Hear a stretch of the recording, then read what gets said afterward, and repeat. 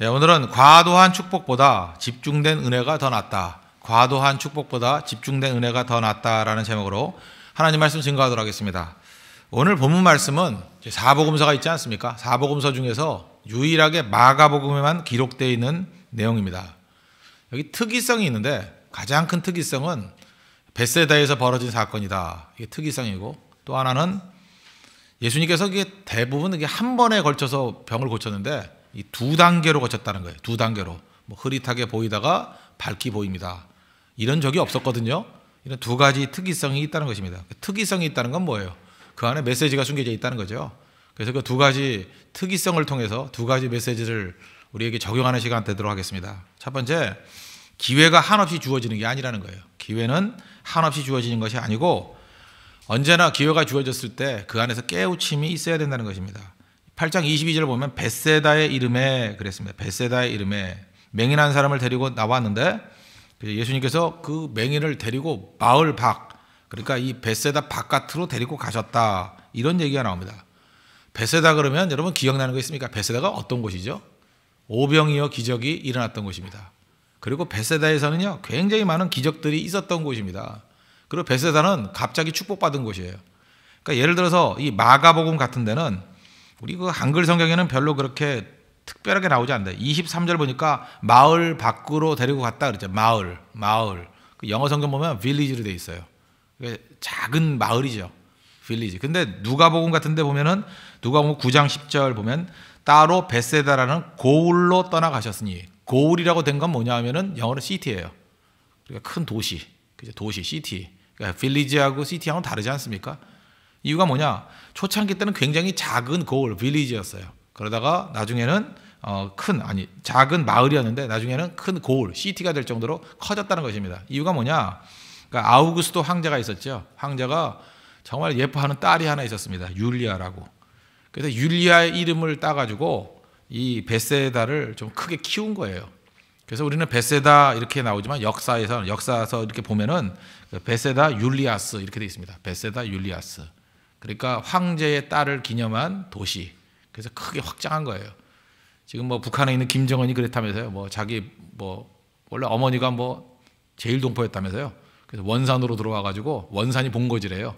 그래서 원산을 갖다가 크게 지금 확장하고 있다면서요. 자기 본거지기 때문에. 그런 거 똑같은 거죠. 자기하고 연고가 있는 도시를 키우는 것과 마찬가지로 그 아우구스도 황제의 딸을 기념하기 위해서 이렇게 일부러 도시를 키운 게 벳세다 율리아스, 그런 곳이었다는 것입니다. 그러니까 이 벳세다는 처음에는 비천했는데 많은 축복을 받고 과도한 축복을 받고 점점 커지고 그랬던 곳이에요. 또 예수님도 이게 육적인 축복만이 아니라 예수님도 가셔가지고 기적을 많이 행하셨어요. 엄청나게 행하셨다고요. 근데 문제는 뭐예요? 과도한 축복을 받았는데 변화가 없는 거예요. 그래서 예수님께서 통탄하시는 모습 여러분 기억하십니까? 마태복음 11장 21절 성경 온 과목에 다 나와 있어요. 특별히 마태복음 11장 21절 보니까 화 있을진저 고라시나, 화 있을진저, 그 다음 나온 게 뭐예요? 벳세다야. 그죠? 고라신, 벳세다. 너희에게 행한 모든 권능을 두로와 시돈에서 행하였다면 그들이 벌써 베옷을 입고 죄에 앉아 회개하였으리라. 너희들 그렇게 많은 기적을 보고 난 다음에도 믿지 않냐? 그 과도한 축복이 너한테는 문제야. 그런 얘기죠. 그래서 이 말씀이 있기 때문에 예수님께서 거기서는 기적을 행하시려고 그러지 않으셨어요.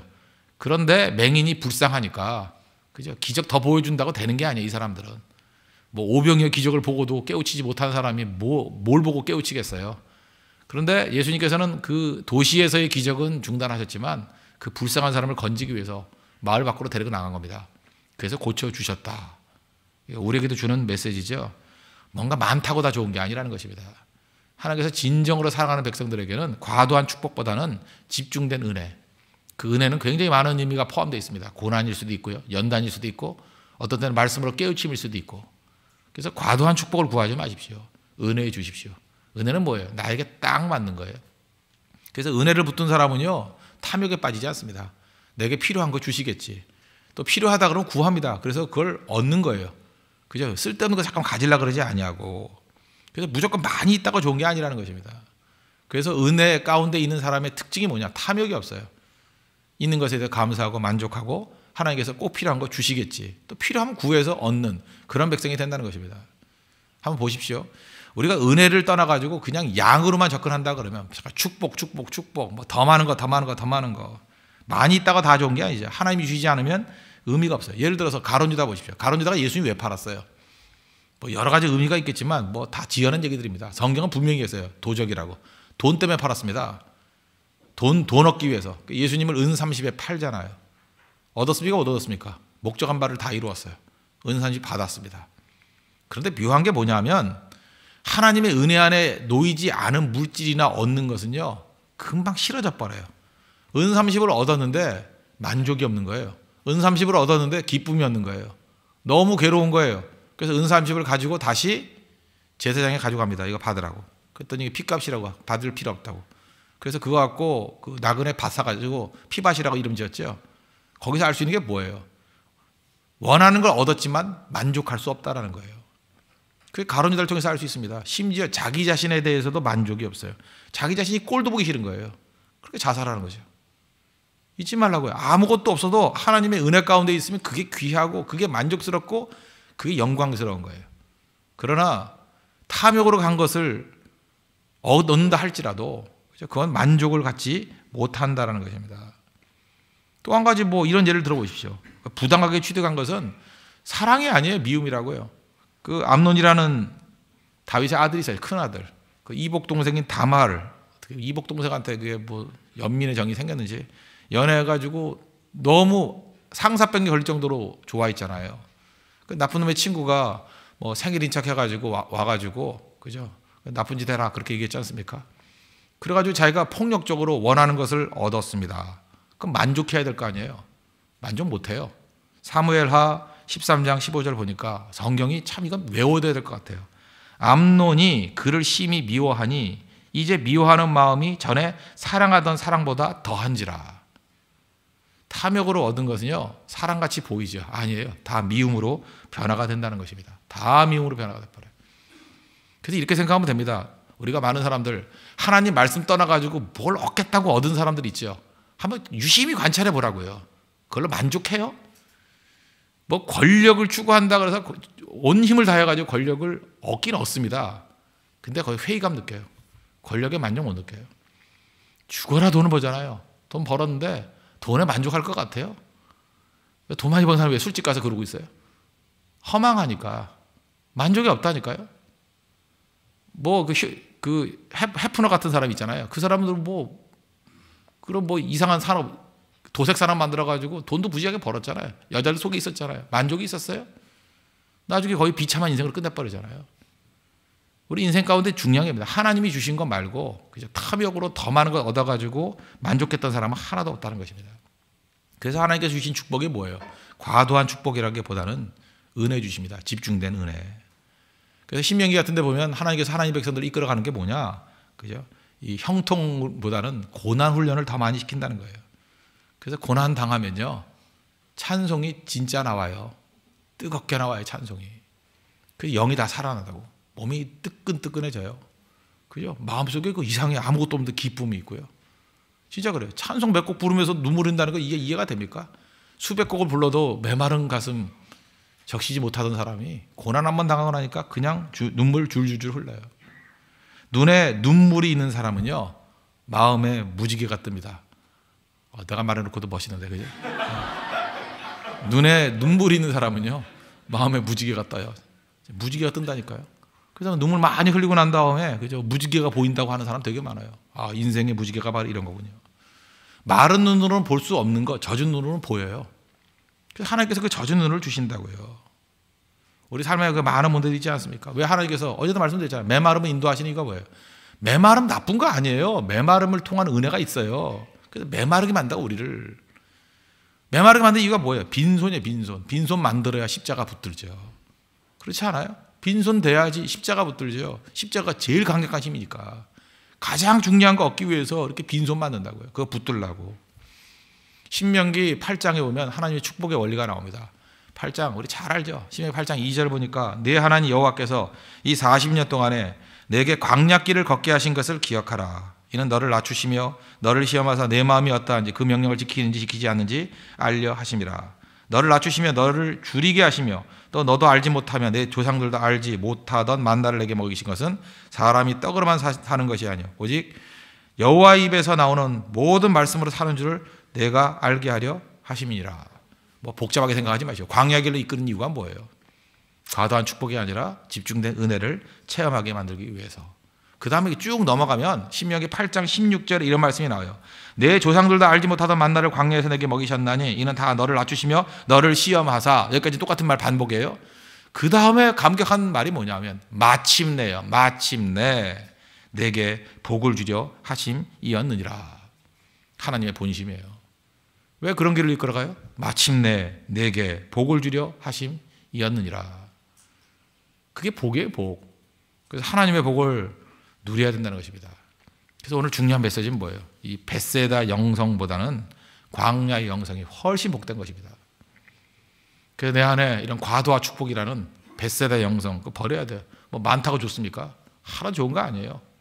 그래서 하나님 앞에서 가난한 마음 가져야 됩니다. 하나님 나를 불쌍히 여겨 주십시오. 광야로 가야 돼, 광야로. 그래서 우리가 선교지도 잠깐만 가야 됩니다. 광야 영성을 가져야 돼요. 광야로 가야 된다요. 어려움이 있는데 나아가야 된다니까요. 내 마음에 맞지 않는 불편한 곳으로 나가야 되고요. 나하고 기질이 안 맞는 사람 속에 들어가야 돼요. 불편하더라도. 제가 나하고 기질이 맞지 않는 사람들은 뭐냐, 그 퇴비예요, 퇴비. 썩게 만드는 것들, 내가 싫은 거죠. 내 기질이. 예를 들어서 내 기질에 딱 맞는 것이 있으면 열매 안 자라요. 나하고 전혀 맞지 않는 썩은 오물 같은 사람들을 만나. 그럼 그 사람들이 나를 썩게 만드는 게 아니라 나를 자라게 만들어요. 그 퇴비 집어넣잖아요, 퇴비. 퇴비가 있어야 건강한 식물이 자라난다는 것입니다. 근데 우리는 퇴비의 은혜를 몰라요. 내가 하나님 믿고 잘 섬기는데 왜 이렇게 더러운 걸 왜 내 주변에 이렇게 모아놓습니까? 이거 뭐예요, 하나님 이거? 아이고 더러워, 아이고 더러워. 아니에요. 퇴비가 비료 중에 최고 비료예요. 최고 비료, 자연 비료. 그게 우리를 자라나게 만드는 거라고. 그래서 사람 속에 들어가야 됩니다. 언제 리더십이 커져요? 내가 원하지 않는 사람 속에 들어갈 때요. 나하고 기질이 맞는 사람, 맞지 않는 사람 속에 들어가는 거예요. 이질적인 문화가 있는 사람 속에 들어가는 거예요. 그저 이방인들에게 나아가는 거예요. 믿지 않는 사람 속에 나아가는 거예요. 나하고 전혀 다른 문화권에 나아가는 거예요. 머리 아픈 곳에 나가야 돼요. 구토가 일어나게 만드는 곳에 나아가야 된다고요. 그럼 죽을 것 같지요? 아니에요. 생명력을 더 부어주시고 더 강력한 영성을 주시고 이길 수 있는 믿음의 종으로 삼아 주신다는 것입니다. 과도한 축복이 아니라 축복의 자리에 나오십시오. 벳세다 영성에 나오십시오. 많이 받았는데 뭐라고? 화 있으신 저 벳세다야 그러잖아요. 다시금 광야 영성으로 재무장하는, 그래서 풍성해지는 열매 거두는 믿음의 종 되기를 축원합니다. 또 한 가지 메시지는 뭐라 그랬어요? 단계별로 고쳤다 그러죠. 여기 보십시오. 23절 예수께서 맹인의 손을 붙잡으시고 마을 밖으로 데리고 나가사 눈에 침을 뱉으시며 그에게 안수하시고 무엇이 보이느냐 그랬더니 뭐 사람들이 보이나이다. 나무 같은 것들이 걸어가는 것을 보나이다. 여기서 알 수 있는 게 뭐예요? 이 사람은 태어날 때부터 맹인은 아니었죠. 태어날 때도 맹인인데 뭐가 보이냐 그랬더니 나무 같은 것이 보이고 뭐 사람이 보인다. 이게 말이 돼요? 그러니까 옛날에 사람을 봤던 경험이 있던 거죠. 나무를 봤던 경험이 있는데 아마 후천적으로 맹인이 됐던 것 같습니다. 근데 흐릿하게 보이는 거예요. 흐릿하게. 사람도 보이는데 흐릿하고요. 나무 같은 것들도 있는데 흐릿합니다. 나무 같은 것들이 걸어갈 리가 있나요? 그죠? 그러니까 뭐 나무같이 보인다 뭐 이렇게 얘기를 하는 거예요. 이에 다시 안수하심에 그가 주목하여 보더니 나와서 모든 것을 밝히 보는지라. 예수님이 능력이 없으셔가지고 이중으로 하신 거 아니겠죠? 모든 기적에는 메시지가 있습니다. 그 앞부분에 보면은 예수님께서 4,000명을 먹이신 기적이 있었잖아요. 근데 제자들이 그때도 정신을 못 차려요. 그래서 마가복음 8장 17절 보니까 예수께서 이르시되 아시고 이르시되 너희가 어찌 떡이 없으므로 수군거리느냐 아직도 알지 못하며 깨닫지 못하느냐 너희 마음이 둔하냐 너희가 눈이 있어도 보지 못하며 귀가 있어도 듣지 못하느냐 또 기억하지 못하느냐. 그러면서 이 기적을 집어넣은 거예요. 무슨 얘기입니까? 깨우침에도 단계가 있다는 거예요. 단계가. 믿음 성장에도 단계가 있다는 것입니다. 그래서 하루아침에 성장되는 걸 기대하지 말라는 거예요. 제자들도 그랬죠. 처음에 부르셨지만 그 뭐 어리버리 했잖아요. 그죠? 복음서에 보십시오. 맨날 실수하고. 그러다가 사도행전에 가니까 달라지죠. 주의 성령께서 함께 하시니까 밝히 알잖아요. 그 다음에 명확한 타겟을 가지고 헌신하지 않습니까? 특별히 우리 교회같이 이렇게 개척 단계에 있는 교회들은 초신자들 많이 오잖아요. 처음 있는 사람들. 그 외형 바라보고 너무 많은 거 기대하면 안 된다는 것입니다. 처음에 잘 몰라요. 그냥 단계가 있다는 거예요. 단계별로 성장한다. 오늘 그거를 보여주는 거라고 생각을 합니다. 그래서 마가복음도 16장으로 되어 있는데 크게 보면 1장부터 8장까지는 예수님이 누구냐? 왕이다. 예수님은 왕이다. 그거 계속 강조해요. 1장부터 8장까지는 계속 왕이다. 예수님은 왕이다. 이 땅에 왕으로 오셨다. 왕이다. 그 다음에 9장부터 8장 후반부터 가이사랴 빌립보 그 이후부터인데, 그러니까 9장이라 합시다. 9장부터 마지막 16장까지는 십자가 지셨다. 십자가 지셨다. 단계가 달라요. 왕이다. 십자가 지셨다. 그러면 이 두 가지 메시지가 어떻게 연결돼요? 왜 왕이 십자가를 지셨나? 그게 마가복음의 주제라는 것입니다. 왕으로 오셨으면 통치해야 될 거 아니에요. 지배해야 될 거 아니에요. 근데 왕으로 오셔서 십자가 지셨다라는 거예요. 어떤 왕이에요? 우리의 모든 죄악들을 해결하실 메시아로서의 왕이라는 거예요. 그게 마가복음의 주제라는 거예요. 주제. 그 단계를 알아야죠. 그래서 1장부터 8장까지는 치열하게 예수님의 왕 되심을 집중적으로 공부해야 됩니다. 그러고 난 다음에 그 왕이 왜 십자가를 지셨나? 후반부는 십자가를 직접 연구를 해야 돼요. 단계입니다. 단계. 십자가만 바라보면 이해가 안 돼요. 왕임을 알아야 돼요. 왕이 왜 십자가를 지셨나? 가장 중요한 일을 행하셨다는 거예요. 그러면 복음의 핵심이 무엇인지 명확히 알게 된다는 것입니다. 그래서 신앙성경에 단계가 있어요. 제가 볼 때 두 가지 단계가 있는 것 같은데, 1단계는요, 예수 처음 믿고 나면 거의 모든 사람이 그렇습니다. 율법적 경향이 있어요. 그래서 처음 초신자들 뜨겁게 믿잖아요. 그러면 모든 성도들이 다 엉터리 같이 보여. 아이고, 저것도 믿음이냐? 저 장로도 그저 믿음이냐? 내가 제일 잘 나가가 아니라 내가 제일 잘 믿어가 돼요. 그죠? 내가 제일 잘 믿어. 다 보면 일부러 기도도 크게 해요. 주야, 뭐 목사님 회개하게 해주세요, 뭐 이러고 그죠? 우리 장로님들 진짜 뭐 진실된 장로가 되게 막 들으라고 막 그러는지 막 그래요. 그죠? 남 정죄하고 막 그래요. 그러니까 여러분 이렇게 생각하면 됩니다. 남 정죄하고 그다음에 주변에 있는 모든 사람들이 엉터리라고 생각하는 사람은 초보예요. 초보. 신앙의 초보. 초보니까 그런 일을 행하죠. 텔레비전 보고 난 다음에도 예수 누구 뭐 어떤 연예인 예수 믿는다 그러면 와 그래요. 와 저 예수 믿는다. 그다음에 뭐 예수 안 믿는 어떤 그 연예인이 나오면 저 사탄의 자식들 막 이러고. 그럼 딱 느끼는 게 뭐예요? 초보예요. 초보. 초보일 때는 율법적 경향이 있어요. 그죠? 뜨겁다가 뭐 아니고 정죄하고 막 왔다 갔다 한다고요. 사실 율법적인 신앙으로 굳어지는 건 나쁜 거지만 율법적인 단계를 거친다는 건 그건 성장의 과정입니다. 과정. 그래서 율법적 단계에 있는 사람의 특징이 뭐냐 하면 제가 볼 때 세 가지 정도 있는 것 같아요. 불평이 있어요. 불평. 뭐 일을 하면서도 불평하고요. 하지 않으면서도 불평하고. 1절 말씀에 피해자 의식이 있어요. 제가 피해자라고 생각해요. 그런 의식이 있고. 그 다음에 의무 때문에 억지로 해요. 억지로. 수동적이에요.